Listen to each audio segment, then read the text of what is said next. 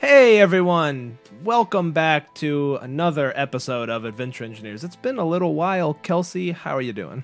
I'm doing good. How are you, Steven? Awesome, pretty good, pretty good. So today we should give a major spoiler alert. We are going to do a fairly comprehensive post-mortem analysis of Waterdeep Dragon Heist. Yes. So, if you are playing it and you don't want spoilers, turn away now. Abandon all hope, for spoilers live here. Fly, you fools. Alright, so let's talk about Waterdeep Dragon Heist. Now, we recently wrapped it up on Castle Mac channel, and I will just start by saying it was a very memorable campaign, and I think it was a ton of fun. I also really wanted to put some distance between wrapping up that campaign and this episode because, quite frankly, I'm not a huge Waterdeep Dragon Heist fan, but I'm going to approach this with an open mind, be as objective as possible, and we can kind of break down our thoughts on the book. Anything you want to add to that, Kelsey? No, I think that there are definitely good things, and watching you guys play through it, you guys are so entertaining to watch that you made it into a fantastic campaign. But I think behind the screen, it's a lot of work to make that happen with this one. Yeah. And so you did a heroic job with that. Oh, thank you. All right. So let's talk about, for me, it starts at the beginning, which is the big live announcement, right? They did the big live show, and I was so stoked when they started talking about a heist in D&D. I love heists. Anything heist related, I'm a huge fan. I'll watch even the crappiest heist movies. I've loved them all. They're always fun for me. And all heists share kind of similar narrative beats, right? Mm-hmm. How would you describe a good heist? I mean, you're a fan of the Ocean's movies and other heist movies, right? Oh, definitely. I love heist movies too. And I think that, an important beat is that you need to have an actual heist that is going to happen at some point. Yeah. Spoiler alert. Yeah, no kidding. And then, but the players also need to be able to do things, whether it's in the moment via flashbacks like you love with Blades in the Dark, or preparations leading into the heist where they get to actually impact the outcome of it through their actions. Right. Yeah. So if you would describe this hold on, someone said offline. Anyone able to hear us right now? I see that chat. It seemed like okay, no, I think we're good. All right. Yeah. So, I would describe this less of a heist and more of a treasure hunt, right? Yes. There's a heist going on that the players aren't involved in. Yeah, that's fair. And there's a little bit of a MacGuffin chase. There's a pretty major, consistent MacGuffin chase. I would say this book is nothing like Ocean's 11, but it's very much like National Treasure. Yes, right? Two classics right there. Yeah, which is okay. If you're okay with that, that's cool. For me, I could not wait to crack this book open and be like, cool, how are they pulling off a heist? Because I think there's a couple of different ways you can make heists fun in role-playing games. And Kelsey and I just a couple minutes before we started, we're talking about how other games have handled heists. And I think there's two really good examples out there. The game Shadowrun, that typically has these jobs that are very heist-like. And in that, the players can spend a crazy amount of time planning and then execute on it, right? There's hacking involved and all kinds of cool stuff, and that can be a lot of fun. I think, especially players who love planning out, how they're going to approach a problem. It's maybe a little lighter on the role play and maybe a little heavier on kind of the mechanics of it and thinking through the challenge more as players. And I think that's a very valid way of doing it. On the other side, and I think on the flip side a little bit, there is Blades in the Dark, which is a fantastic little game of you're a criminal element straight up and you do these jobs that are almost always heists. Like most episodes involve a heist of some kind. And the way they do it is freaking awesome and very much appeals to me as a player and as a DM because it injects a lot of improv. And I was explaining to Kelsey without going too deep into this game. You have a finite resource, every player does, and you start the heist, and it's non-linear. So you're doing the heist, and you come up against a challenge. Say, oop, there's a guard watching over the entrance, the back entrance. And then the players, rather than deal with it in the moment, can spend some of that finite resource to improv how they previously dealt with that. So they can be like, you know what, I'm going to spend some stress. 2 nights ago, I found out who this guard was after doing some recon, and I showed up at his house with a bag of gold, or whatever, or I dug into his past and found his secrets. And then we jump to the present, and the guard sees these people and just kind of nods and gets out of the way. And so it's this non-linear storytelling that's very provocative and super fun for improv capabilities with players. Right? I love that. That is just such an absolutely creative approach, and in fact, one of the best ways to use a flashback that I've ever heard. Yeah, it's really cool. And it bakes it into the mechanics of the game. You actually have this resource that allows you to do flashbacks, but it's not infinite, right? So you have to be strategic, where sometimes you'll come against that guard and be like, crap, we didn't anticipate a guard here, but I'm going to hold on to my resource, so we're going to have to deal with it now, in the moment. And it's a great little mechanic. So as a lover of heists, I was really excited to see what D&D did with the heist. So, spoiler alert, it's really not a heist at all. Not to say that a DM couldn't make it that way, but to me, it's just kind of not. Yeah, as written, it's not a heist. Yeah, it's kind of a MacGuffin chase. So, okay, so that being said, I think we're going to go through somewhat chronologically, linearly through the book, and just talk about how the book is structured, and we'll kind of talk about what works, what doesn't work, and kind of go from there. So feel free, if you're watching, sound off any questions you have. We're happy to answer them. Kelsey, you want to give the setup, the overall kind of intro to the plot? Yeah, so the players, it kind of starts off where they're all hanging out in the Yawning Portal, which is, I think, a really cool tavern, frankly. I love the 100%. Idea behind it. Yeah.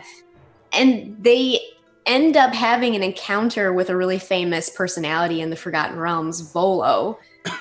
But what is his last name? It's like Getterthamp or something like that. Yeah, it's a good one. And he, ends up asking them to go on a mission on his behalf to find a friend who's gone missing. And that's truly how it kicks off. That's in fact the only way to kick off the adventure and get them involved in the plot of Dragon Heist. Yeah, pretty much, which I think is cool. Like, I like, it's classic. It starts in the tavern. You meet Volo, who is a name that players are at least familiar with, if not the characters. That's pretty fun, right? It was exciting to actually get to interact with this famous world personality in the game, I think. So yeah, I love it. And as a DM, it's super fun to have your take on Volo. He's fun, and I think we made him I made him a little bit vacuous and just kind of a blowhard, and that was super fun. And I think the opening is also fun. There's a troll crawls up out of the Yawning Portal, and I think that's a good hook to let the characters and players know, hey, this place is dangerous and cool. And later, if you really want to, you could descend into Undermountain. So you could. pretty cool setup. So in chapter 1, you then sort of accept Volo's offer to go look for his friend Floon, and it right off the bat gets slightly complicated because Floon was actually captured in a case of mistaken identity from Renaer Neverember, who is Dagult Neverember's son. And so that's a little bit, you kind of got to keep that clear, and the way that information comes to known to be by the characters, the DM has to be a little bit careful of to make sure that that's straightforward, right? But overall, kind of works. So you wind up going to this Xanathar Guild hideout where they have captured Floon, having already rescued Neverember from something else. So, you rescue him in a warehouse or something. All right, so you're still going to go ahead and get Floon. You go to this hideout, and here is where I had maybe my first major gripe with the adventure. The map, and let me say this before I say anything about the maps. Dice and Logos is awesome. I'm a huge fan of Dice and Logo maps. Kelsey, I think you're a fan. Absolutely, yeah. Love Dice and Logos. They're always a great resource. They're super fun. The first map is really bad. The first map of the Zenorim hideout, it's coiled, but if you were to look at it and the flow it goes, it is completely linear. It is one room connected to a room, connected to a room, which I think if you go back and watch Kelsey and I's take on the Sunless Citadel, dungeons are fun when there's different ways you can go, feel like you have some choices to make. The dungeon is just extremely bland and like super uninspired, and especially for kicking an adventure off, I think it could have been exciting versus really not at all. Yeah, it really feels like the players are led by the nose through it, and so that's I don't think it's a strong start because you're supposed to feel this sense of I can go anywhere and do anything in Waterdeep because it's a big city. So I don't think that conveys the whole idea behind the city in an adventure right there. It was a little too much of a cattle slide, if you want to use a term one of my friends said once. Nice, that's pretty good. But but that's okay. And then at the end of the dungeon, you run into a mind flayer, which I think is pretty cool. The DM has to be careful that the party doesn't like not back down or realize the danger they're in, but any kind of DM can handle that. And that sets up this sort of precedent of, okay, there's something much larger at play here. We're going to rescue Floon, but this mind flayer got away, and maybe that'll come up later. And spoiler alert, he kind of doesn't really. I mean, you can make him show up more, but he could never show up again, which is fine, but it'd be kind of cool to see something tie back into that in a little bit more structured format, right? Yeah, and Steven, it's funny you were saying this too, but the players do need to have some meta knowledge about the dangers of a mind flayer. Otherwise, it's really on the DM not to TPK the party. Yeah, definitely. Because you can see the right like bullheaded players be like, "No, we're not letting him get away. We're gonna kill him." And you're like, "Okay, let's see what happens here." But that's fine. That I actually like when encounters are harder on characters than they realize, as long as there's a way for them to learn and back off it, right? Yes. Yeah. So that's go ahead.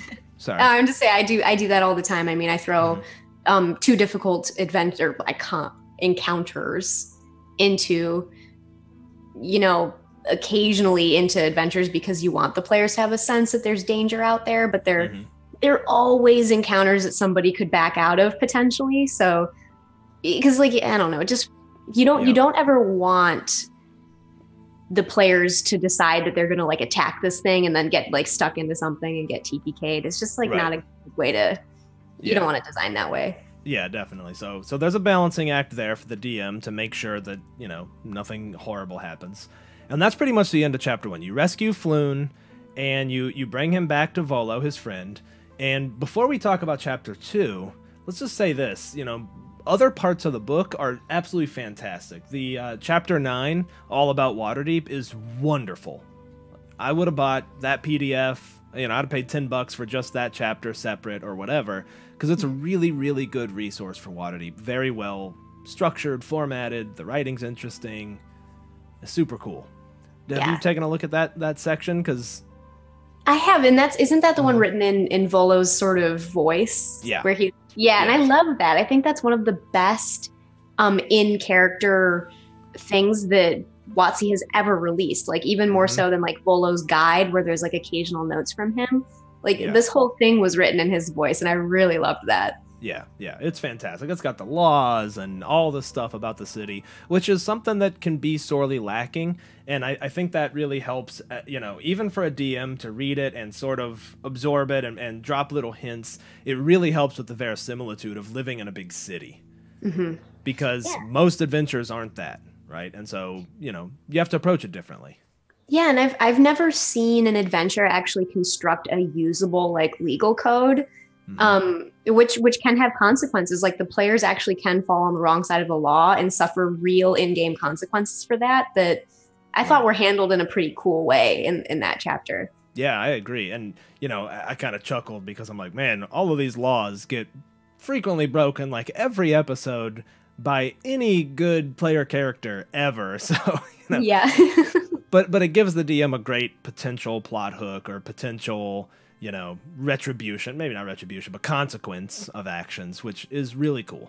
Yeah, and it's like I feel like if you had the city watch there, like every single time the players were violating these laws, nothing would get done. But the occasional reminder, it doesn't seem like punitive from the DM. It seems like it's following the real laws of this place. So right. Right.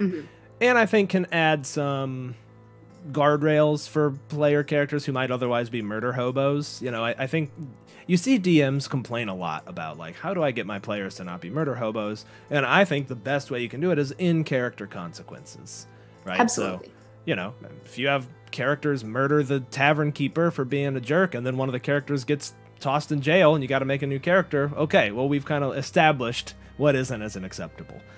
Yeah, and I wonder if some DMs are afraid to actually like retire a character forcibly. But if a lot of times, if we've established that we have a good campaign with my games, if any character does something that causes them to turn evil, which isn't like easy, but it can happen, then they become an NPC. Yeah, 100%. Yeah. Right, within the right kind of agreement that, hey, this is going to be a good campaign. Yeah. You know, we're going to do this. It's not kind of super sandboxy where you need to be good guys for this. Yeah, it's not going to come as a surprise to the players if that happens. So Right, exactly. So, okay, so with that out of the way, we now move into chapter 2, which I think starts as one of the most promising chapters of the book because it's a really cool idea. And you wanna talk about what that idea is? Is this the Troll Skull Alley? Yeah, like I love this part where the players actually, if they successfully complete Volo's mission, he awards them the title to a giant abandoned inn and pub called Troll Skull Alley or Troll Skull Manor. Troll Skull Manor Troll Skull Alley. Yeah. Yes, and I thought that was one of the most brilliant touches of this whole adventure was to give the players an actual stronghold and a place to care about and come back to and sort of view as their home base. I love that. Me too. And it came, I think, on the heels of the zeitgeist for Colville's Strongholds book, right? It's kind of like players and you know they're thinking about this like, okay, cool, like a base of operations. That's something I've rarely ever done in D&D. Yeah. And the fact that it's a place of business is really cool. Yes. I feel like, though, this is where one of the things about this book, to me, one of the themes starts to become evident. A really great idea with a pretty shallow implementation. Like, there are some rules in the DMG for running a business, and they're okay. And they're a starting place, and any DM, you know, should be able to run with it. But I would have loved even a, like, dedicated page that went into a little bit more depth of, like, hey, what does running a tavern look like in Waterdeep? Here are the things that they would look at. Instead, we're treated to a huge list of all the different guilds that they're going to have to interact with, and stuff that's kind of, like, tedious and difficult to find the fun in it. Yeah, I think it's a rare group that enjoys like pure bookkeeping style. Like that's almost never fun unless you have a really particular group that's into that. Yeah.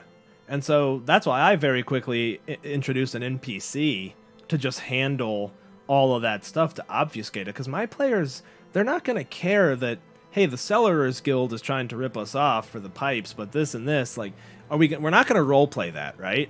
Right. So what's all this information really there for? Yeah, like if you don't want to role play, like if it's something you don't want to deal with in real life, like why would a hero want to role play? Like the last thing I want to do is like call a plumber. You know? Right, exactly. Which, you know, if you come up with something that's actually fun for that, and I'm actually looking through my drive right now because someone released on the DM's Guild, if I can find it, something really cool. And it is essentially all about running your, let me see, here it is, running your, man, I cannot find it. Dang. There is something on the DM's Guild that was put out for running a tavern, and he's got tons of cool, like, random events you can roll on, like maybe, you know, a certain convention convenes in your tavern, and some really good hooks that I think would have really benefited this book. Even just some random tables that you roll on and be like, oof, you know what? Tuesday night, you had two drunks get in a major fight, and one of them was a spellcaster, and whatever, you know.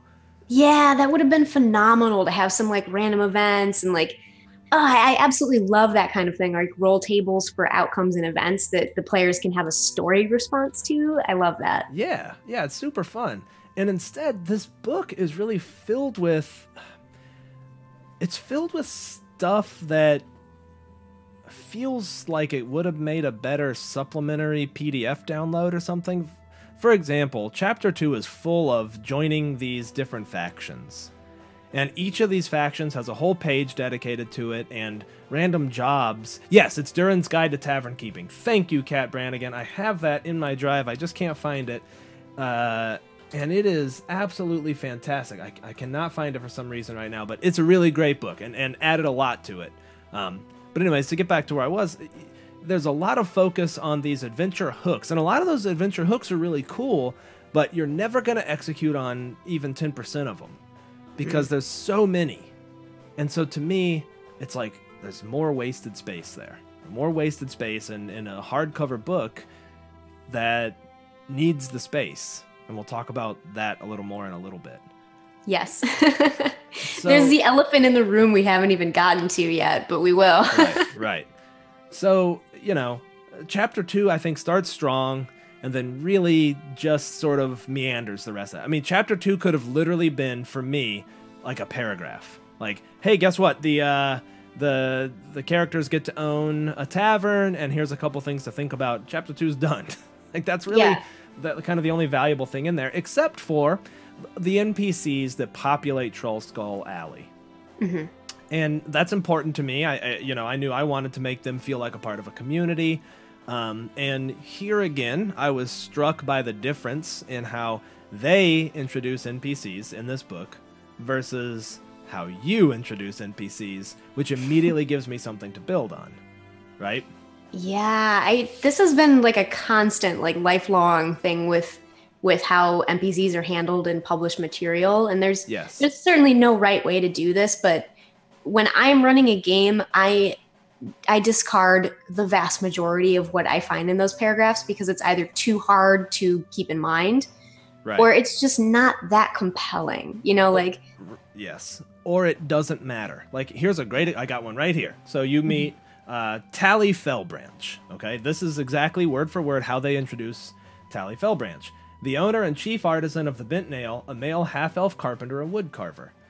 He is a commoner, so he got his stats, for whatever reason we might need his stats, with these changes. He's chaotic good, and he has these racial traits. Advantage on saving throws against being charmed. Magic can't put him to sleep. He has dark vision out to a range of 60 feet. Speaks common and elvish.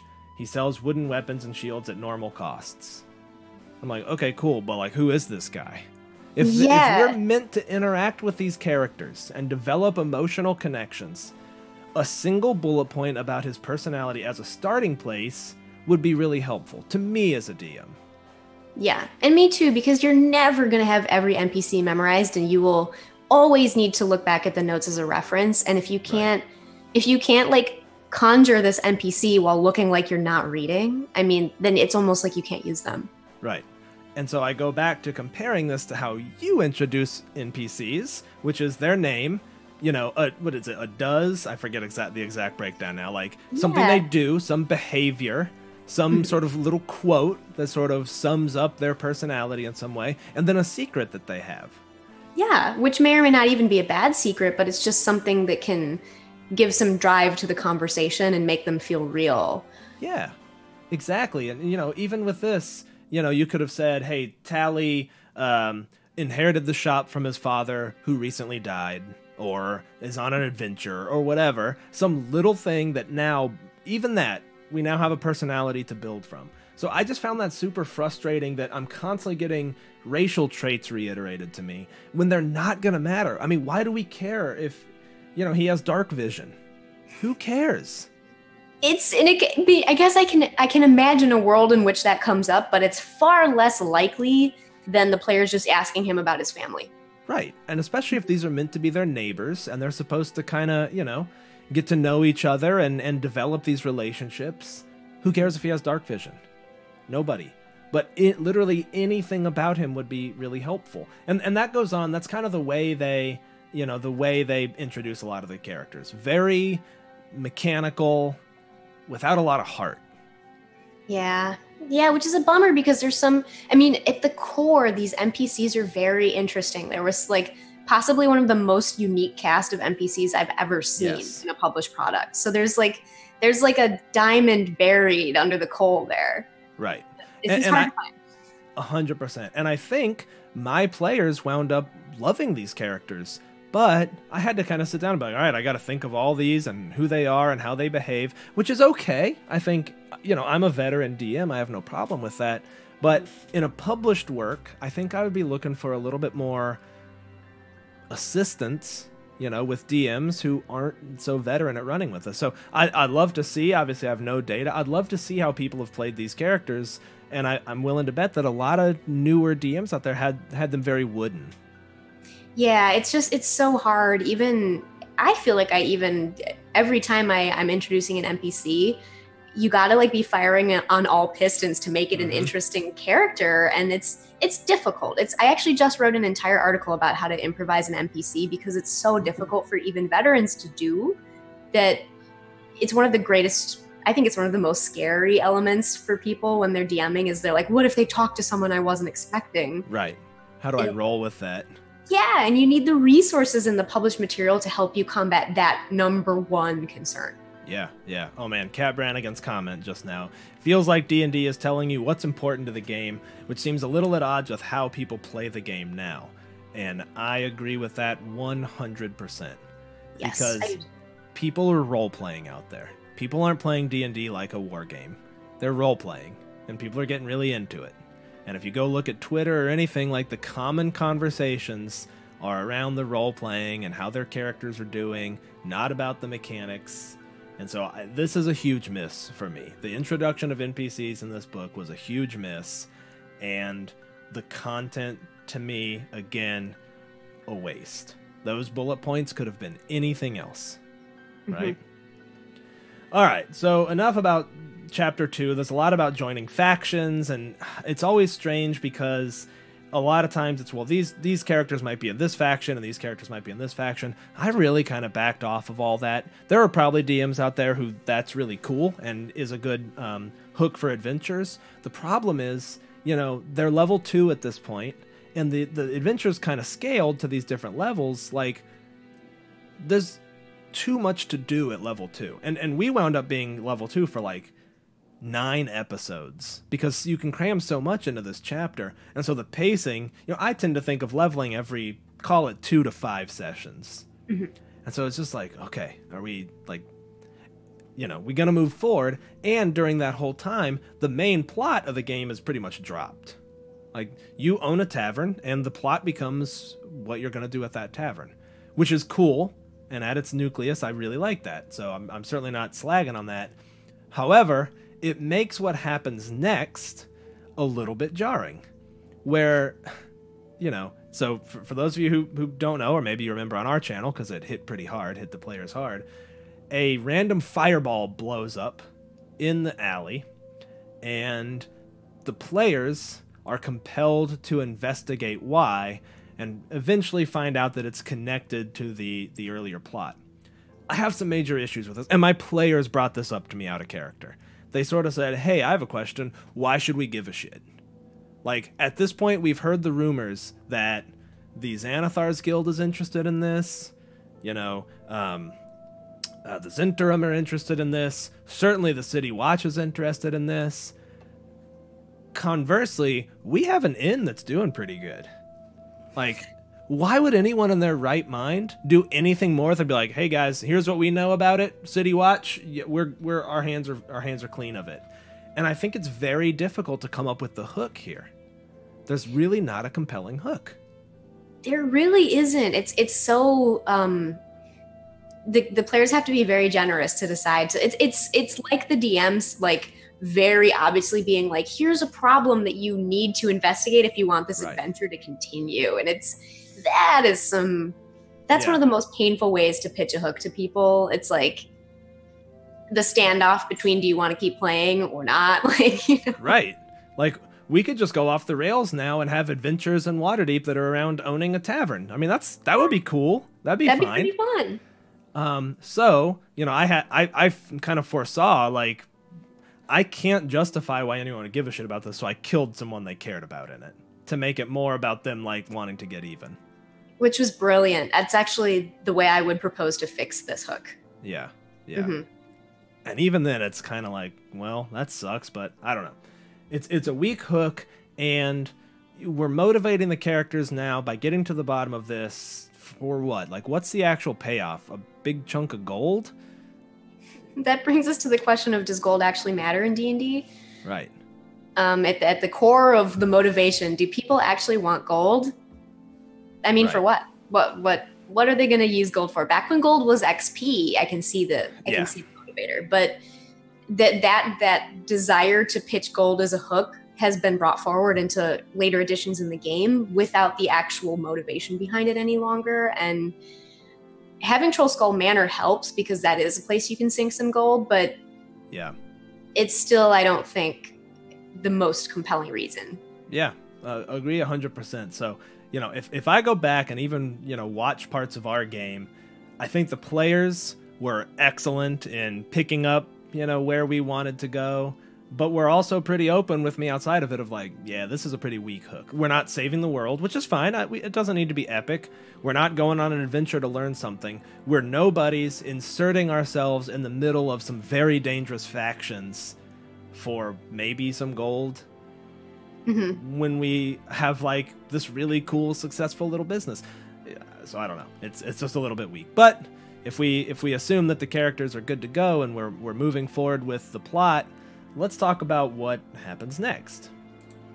So I know so far, everybody, I'm sounding pretty negative, and I apologize for that.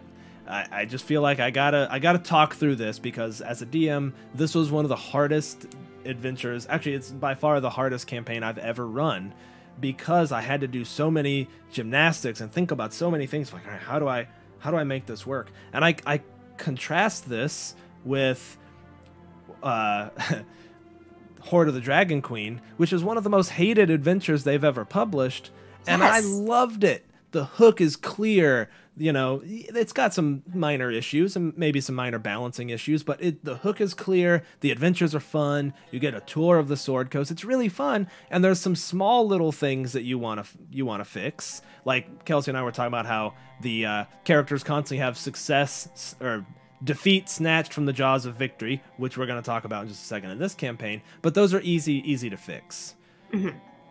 But in this one, Chapter 3 is kind of a very loosely connected sort of MacGuffin chase. Yeah, if I could sum it up in one word, and this is going to sound a little harsh, it's filler. It's a way to get the players running on the treadmill. Yeah, it really does feel that way. And they have a hard time getting any success. And the plot is pretty convoluted. Like, it's pretty complicated to explain what's going on here. Like, okay, I went with the Zintrams for parts of the Zintrams are at Growlhund Manor, but they saw the opportunity to grab the stone. It's just this convoluted plot that's like, you know, I feel like that gif of like Charlie Day from It's Always Sunny, like running red thread everywhere. That's just, again, the characters kind of shouldn't, like, they don't really give a shit about it. Yeah. You know? Well, it's true. And I mean, props to you guys because first of all, I feel like, again, and I'll go back to this point, Steven, you did so well at still making this compelling, which is not a very easy thing to do. I don't think of all the adventures out there, this was probably one of the hardest ones for a DM to tackle. Right. Well, thank you. And I mean, and you guys looked like you were having a blast playing through it. I mean, you were so entertaining and you guys had some awesome beats throughout it. So yeah, and that is what I got to keep coming back to is we did have a really fun time with this. Mm-hmm. So, you know, I don't want to make it seem like we got to the end of this and we're like, ugh. The characters were fantastic. I think our overall tone and, you know, the players, we all had an absolute blast. Maybe the most fun campaign we've ever played, which is funny because I think it's like the worst campaign book. Yeah, but it's, you know, it's not like it's impossible to turn it into a good experience. It's just a cautionary tale of how difficult that is under the hood. You know? Yeah, and I sort of came to the point where like I'm not a homebrew DM. I like the idea, but I don't really have the time. I don't really have the desire, and so I run the published adventures and want to add my own little, you know, caveats and little changes and put my own trimmings on it. But with this, I felt like it was more work than a homebrew because I just felt like I had so many gaps to fill. Yeah. All right, so moving forward through chapter 3, there's this you kind of meet this automaton, and that kind of leads you from point A to point B to point C, and you know, it's kind of fast-paced and not super well connected, but it kind of works. But then I think we get into what, in my opinion, is by far the part of the book that makes me really take pause, and that is Chapter 4. So let me talk about what I perceive as the philosophy of Chapter 4. And this has been reinforced by a couple of articles that people have published out there talking about it. Supposedly this is so that when you replay the adventure, it'll go differently. You can choose a different villain, and it's designed for replayability. Now, first and foremost, I've asked this on Twitter and gotten really kind of no response. Like, who out there is like, man, that was a really good game of Waterdeep Dragon Heist, let's run it again? Or even in 5 years from now, is anyone going to run it again? Like, maybe a DM for different groups, fair. But I would love to know what percentage of people are running this for multiple groups. And what percentage of groups were like, that was really fun, let's run it back. Let's do it again. So, is replay, and is the structure of this book for replayability a solution looking for a problem? That is the elephant in the room for me, is that I feel like an incredible amount of space was wasted in this book solving a problem that isn't a problem. I've replayed Curse of Strahd, not because of replayability elements at all. In fact, I actually put all of the magic items in the same places I did the first time. I was going to ask about that, yeah. I didn't even care. I was like, the new players I'm playing with don't know the difference, and I feel like this is the strongest place to put them plot-wise. Yeah. So I would never decide to rerun something based on whether it had new toys for me to play with the second time through. I'd rather just be like a really strong adventure from the start. And I think to that point, it's not like the toys are more interesting. Like, right. Because they're so pared down as a result of cramming 4 different plots, and I actually use the term plot pretty loosely because it's really just a series of places connected with different things that happen, and this kind of tenuous connection that flows through them, which is largely just the characters racing to catch up to a thing. Like, they're trying to grab a thing, a MacGuffin hunt.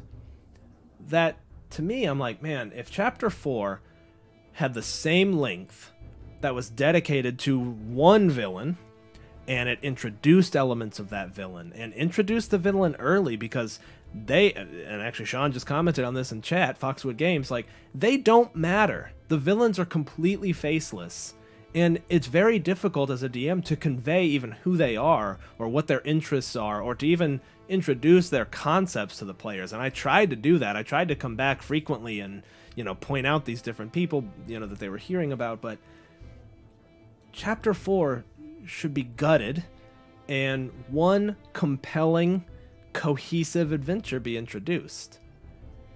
Yes. I just, Chapter 4 is a mess. It's a mess physically. It's difficult to, okay, so you finished Encounter 3, got to go back to the roadmap for what we're doing. Okay, now we're going to Section 9. It's a mess. It's a mess in every sense of the way, and it's just, I don't know. Like, when I was reading the book, right before we had already decided to start the campaign, and we started it the day before it actually came out, which was funny. You know, we kind of knew enough about it to get going, and our first adventure had nothing to do with it. And so I'm sitting there reading the book, prepping for the next time, and I get to Chapter 4, and I'm like, oh my god, what have I done? Like, I've made a huge mistake. Oh no. Oh man, I mean, WotC was trying to do something really different with this, and that's okay. Like, I'm glad they experiment. 100%. They have given us an abundance of different kinds of campaign arcs that all have different strengths and different foci, but right. This was not my favorite experiment of theirs. And part of it might just be the execution, because, you know, let's go back to the nucleus of the idea. It's pretty cool. A heist, an adventure that fully takes place in a city, the characters get to own a place. If you were to just summarize to me what Waterdeep Dragon Heist is, you're like, cool, that sounds really awesome.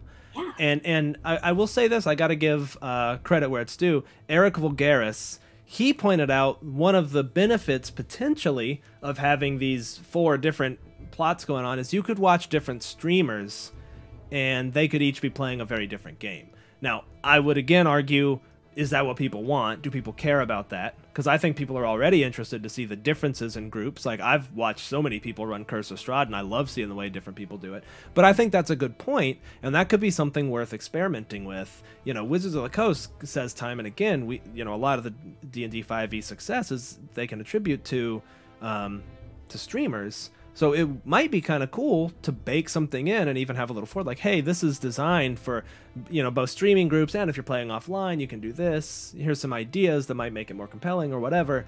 Then that's cool, but that's not what they build it as. They build it as replayability. Yeah, and I think that's such an important point because I never considered that. Like, oh, perhaps it's to have a really broad set of experiences across the streaming verse, and I think that actually might be the reason they chose to do that. But then if that were what they were going to embrace, they did not make this adventure easy to use for streamers or in any way embrace the not limitations, but needs of live streaming, like very episodic, very clear, very fast, variety and pacing. They didn't embrace any of that in the writing. So there's a little bit of a cognitive dissonance between what they did and what they wanted. Right. And I hope that they learn from that. Now, as we talk about Chapter 4, I have a theory, and this might make me sound like a really bad guy.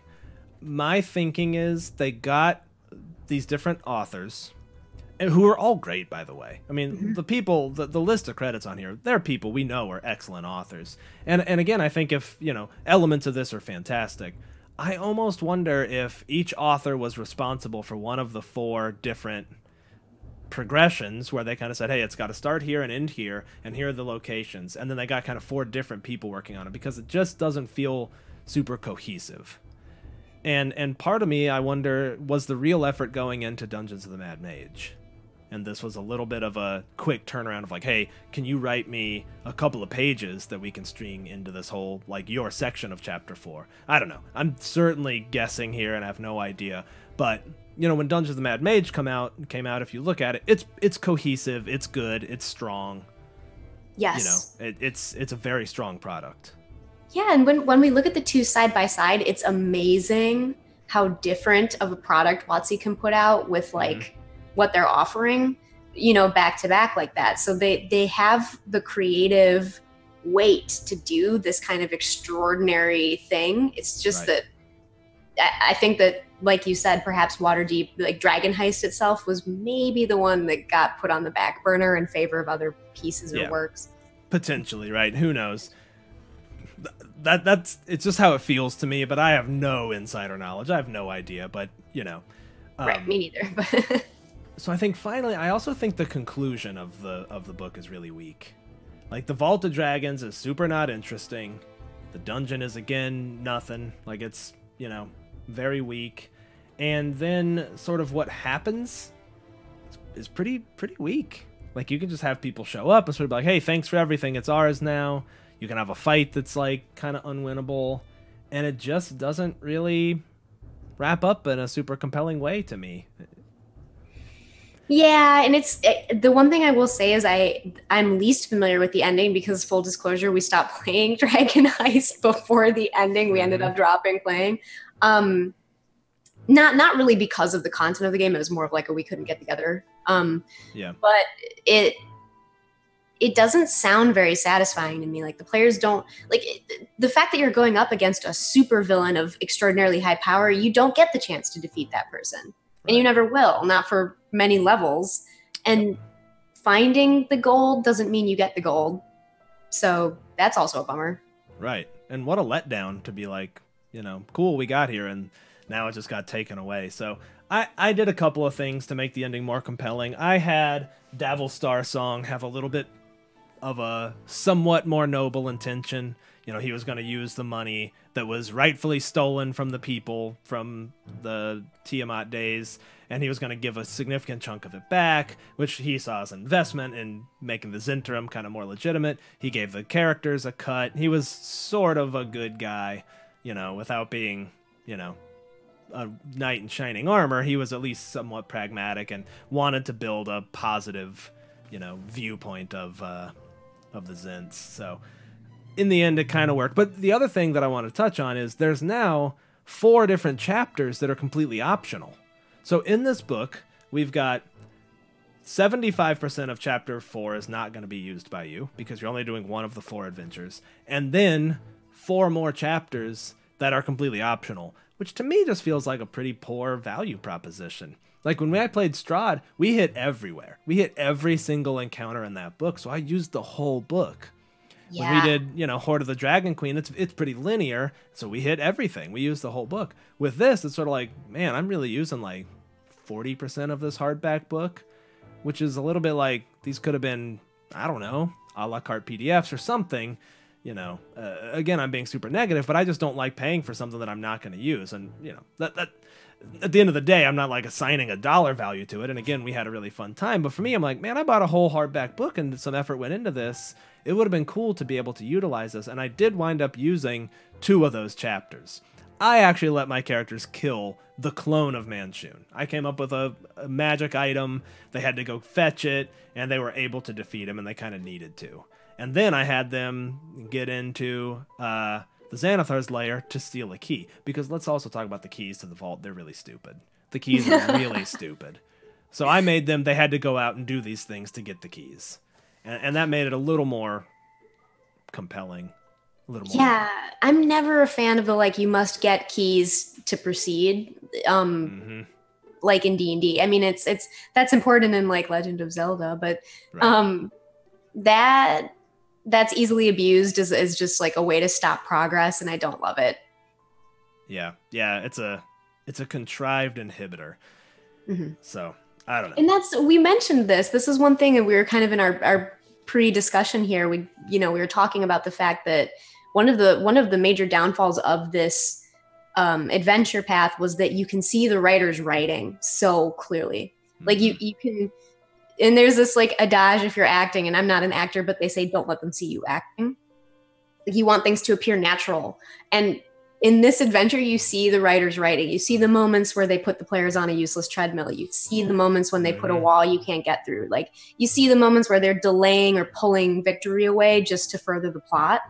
And the players can feel the design in that, and it doesn't feel good.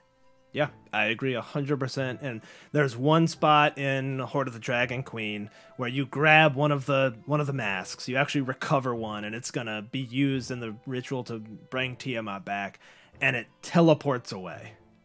And I read that and I was like, no, that is awful. The players cannot constantly have, you know, defeat snatched from the jaws of success. It sucks. It takes the wind out of people's sails. And I could just see I didn't do that. What I wound up doing was it actually weakened Tiamat. So because they had one of the 5 masks, it was the white dragon mask. When Tiamat actually showed up, the white head was like malformed and basically it was gone. Like she didn't get to use any of those abilities. I reduced her number of attacks and all that cool stuff. So they actually affected the outcome there. But I could just imagine in my head being like, cool, you guys fought through Skyreach, had these epic fights, and you got the white dragon mask, and then it teleports away. And I just seeing people's faces like, what? That sucks. Anything like that just sucks, you know? And it's super railroady. Yeah, and that's like the bad kind of railroad, because you and I both like railroads when they're used in the right way. Yeah, and they're about narrative beats. Yes, to provide story. And like perhaps we'll talk more like on another Adventure Engineers about the nuances of why both Sandbox and Railroad have goods and negatives. And yeah. But that's the worst way to use a railroad. Yes. Definitively the worst way. 100%. Oh, it should be banned. Yeah.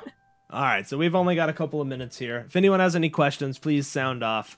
Wrapping up my thoughts on Waterdeep Dragon Heist, I think it's maybe the most fun I've had in a campaign of D&D. And I gotta give mad credit to my players for that because their characters were awesome. I loved seeing what they did with it. They, the rule 1 of good D&D is have a good group, no matter what else, right? It's true. Have a great group. And I do. I'm super fortunate. I loved it. I absolutely hated all of the work I had to do for the adventure to make it compelling for them. I just do. I resent the adventure I was sold on and the adventure that I purchased. I really do. And it's the only product of theirs that I'm really, truly feel that way about. So I hope people don't read this and think I'm some hater of Wizards of the Coast or anything. I'll buy every single D&D book that comes out from here until whenever at this point because I'm so hooked. But this book is bad. It's got enough weaknesses that I'm going to call it one I wouldn't recommend to people. Yeah. Unless they are extraordinarily confident in their DMing skills and are willing to put in a ton of elbow grease to actually get it to a good spot for their group. Because there's so many moments baked in here that are super dissatisfying for players, and that's not something that you want to inflict on people. Yes. Again, some cool ideas. And I think you could borrow a lot of the ideas and do something on your own that's more compelling. I've seen some DM's Guild products where there's actual heists, where there's other things to make owning the tavern more compelling. It's got some neat ideas. But at the end of the day, it's just pretty rough. And I guess they were just experimenting with some things, and that's cool. I'm willing to see how they can grow and shape the game.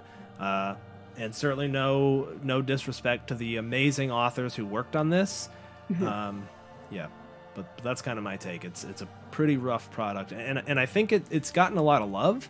If you go look at the Amazon reviews, they're like nearly perfect. And I wonder how much of that is really the D&D zeitgeist versus critical analysis of the book. I'm gonna go look it up on Amazon right now. It's at 4.5 stars. Wow. And may I ask, would you mind checking what is Curse of Strahd at on Amazon? Yeah, I will. So this is at 4.5 stars. Let's look up Curse of Strahd. Curse of Strahd is 4.5 stars. So on Amazon, this is rated the same as Curse of Strahd. Which I think Curse of Strahd is the best WotC adventure. Hands down. By a giant margin. Not even that the others aren't good. Like some of the ones they've released are all excellent, but Curse of Strahd is possibly the best adventure campaign I have ever seen. I think Curse of Strahd is a study in everything that makes an adventure compelling. It's perfect. I honestly think it's a perfect, there's nothing I would change, and I would die to run it again. If my players could experience it for the first time again, having run it once, it could be so much better. It's so good. And I've actually thought about running it again, online for people who haven't played through it, just because I love it so much. It's so good. It is, and if I were going to study any adventure from the campaign level all the way down to the adventure, minor moments, if you could make a study of any single adventure out there for good design, it is that one. Oh, absolutely. It's got it all, right? It's got what you and I love, a little bit of railroading, compelling reasons for the characters to give a shit. It's got a lot of sandbox as well. It's got compelling villains who you get introduced to early. It's got fun fights, fun role-playing encounters. It just has it all. It's perfect. Yeah, the vibe, the tone, the pacing, the sandbox level. It's just, it is an example of why WotC or how WotC can still put out some of the most fantastic material the game has ever seen. Yeah. They can. Yeah. They're capable of it.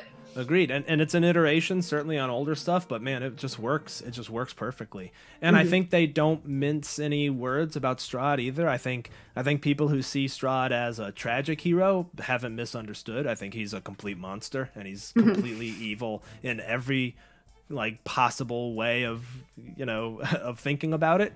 And I don't think they really obfuscate that in the book. I think they make it pretty clear, this is a dude who is evil in every possible sense, and it just works. He's a fun villain. Everything about it's perfect. It's rated the same on Amazon as Waterdeep Dragon Heist, and so I just I think there's a zeitgeist around D&D right now, and I think sometimes that can put the blinders on to some critical analysis, and I think that's happened a little here. Yeah, and that's okay. I'd rather see D&D be lovingly embraced the way it is. I absolutely would prefer that. Man, you're totally right about that. Yeah, we both know we live in a lucky time, but it is a little odd to see them both have the same rating, and I think that I don't think that will stand up to the test of time. I think 5 years from now, we might actually see the truth come out with the ratings on them, as people really do put honest playthroughs, as people get more experience as DMs running groups. I think maybe that will have a reassessment, but who knows? And you know, to revisit, I think our motivations here. I don't care. I'm not trying to stick it to WotC, or I'm not trying to persuade anyone from not buying it. But I think we've given a lot of credit where it's due, and you know, you and I gushed about our favorite adventure. Maybe let's balance it out a little bit with some critical analysis to, you know, and I think it's a fair analysis of the book that you know, is worth thinking about before you kick off the campaign. Yeah, if we only liked things, our opinion would not matter then. Right. So, yeah. But that said, you could. This is a prime example of making lemonade. Like, you still ran a stellar and so entertaining live playthrough of this. So you guys still did it, and there's value in the book. It's just a harder gem to dig for. It was super fun. I think it's also why we're currently taking a D&D break on Sundays. I think for me personally, it was so much effort that I sort of got a little burnt out on it. And I think even the group sort of knew they had to buy in, and they very much rose to the challenge. You know, again, mercifully, I have the best D&D group, I think, in existence. And so, you know, I think we all were kind of like, yeah, I think I'm ready for a little break here. That, and we've been playing D&D for a long time, but I think this one kind of did a number on us. I'm sure we'll come back around soon, but yeah, we will. I love, there's different systems that I love too, and the good thing about that is as you branch out to different systems like Blades in the Dark, and I personally love ICRPG. There's so much in there that you can then bring back to D&D. Yeah. And everybody eventually will. Like, if D&D is your core game, you'll come back to it and you'll come back stronger. So right. Yeah, totally agreed. Well, that's pretty much all we have time for this afternoon. Thank you guys for coming. I hope we didn't come off too harshly. You know, we'd love to hear we'd love to hear counter arguments. I'm sure there's, you know, a million people out there absolutely thought Waterdeep was their favorite adventure, and I'd love to hear why, because I'm genuinely curious, and you know, takes all kinds, and we all have different opinions. That's awesome. Feel free to comment if you're watching this on YouTube. Let us know how your game is going. I'd love to hear, good or bad, how people's games are going. I know I've been following the chat and seeing some people kind of agreeing with us, but I'd love to hear how people's experiences with the campaign are. I certainly know some people, and people I respect very much, who loved it and had a really good time with it. So I'd love to hear more about it, and I guess we'll see you next time. Kelsey, what are we going to talk about next time? We were kind of going back and forth. What do you think? I don't know. I think we would love to do another adventure analysis like we did for Sunless Citadel. And we're trying to decide which adventure to analyze. So if anyone wants to sound off on what they'd like to see, that would be great. You know, I think we're going to try to look for one that we think has a really great design to it, because those are always more fun to analyze, and they're everywhere, you know? So, besides that, maybe a little bit of talk more about Railroad for Sandbox. Yeah, I think that's good. I think one thing we could talk about too are some meta level narrative beats. We were talking about that earlier, how, you know, we're playing Orpheus right now, and the book very clearly calls out, like, we're structured the way the movie Aliens is structured. Yeah. And they even call out, like, this part of the book is when the Marines are all talking a big talk and they're tough, and you see how professional they are and how tight the squad is.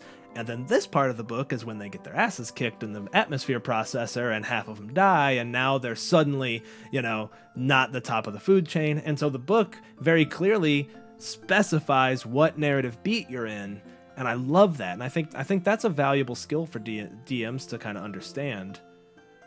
Oh yeah, like that's something that I would love to do, is to like take inspiration from really excellent movies, because there's something to that. Like, there's, you know, like, I guess just inspiration. There really is. You can totally build a strong story by pulling from another strong story, but making it your own.